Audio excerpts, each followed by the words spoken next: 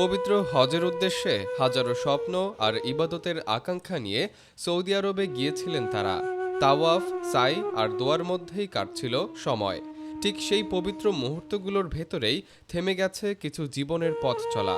চলতি বছর এখন পর্যন্ত হজ পালন করতে গিয়ে ২৮ জন বাংলাদেশি হজযাত্রী ইন্তেকাল করেছেন। তাদের মধ্যে ১৯ জন পুরুষ এবং ৯ জন নারী। পবিত্র মক্কা নগরীতে শেষ নিঃশ্বাস ত্যাগ করেছেন ১৯ জন, আর মদিনা শরীফে ৯ জন। সোমবার বাংলাদেশ হজ অফিস, সিভিল এভিয়েশন অথরিটি এবং বিমান বাংলাদেশ এয়ারলাইন্স যৌথভাবে এই তথ্য নিশ্চিত করেছে।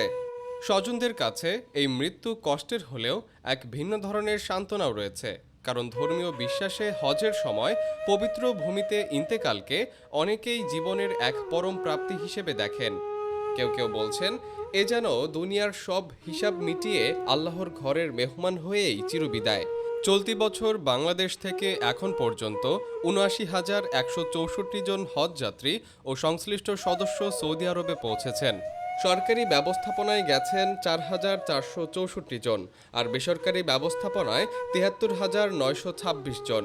হজ ব্যবস্থাপনায় যুক্ত রয়েছেন আরও ৭৭৪ জন কর্মকর্তা ও প্রতিনিধি। এই বিশাল যাত্রা সম্পন্ন করতে পরিচালিত হয়েছে মোট ২০১টি বিশেষ ফ্লাইট।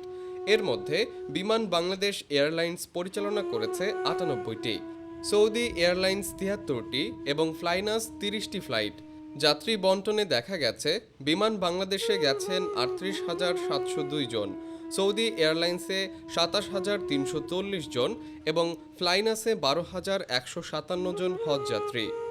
আগামী ২৬ মে অনুষ্ঠিত হবে পবিত্র হজ। হজ শেষে হাজিদের দেশে ফেরার প্রথম ফ্লাইট শুরু হবে ৩০ মে থেকে, যা চলবে ৩০ জুন পর্যন্ত। যারা এই পবিত্র সফরে জীবন শেষ করেছেন তাদের মৃত্যু কেবল শোক নয়, অনেকের কাছে তা এক নীরব সৌভাগ্যের গল্প। ডেস্ক নিউজ, অগ্রযাত্রা প্রতিদিন।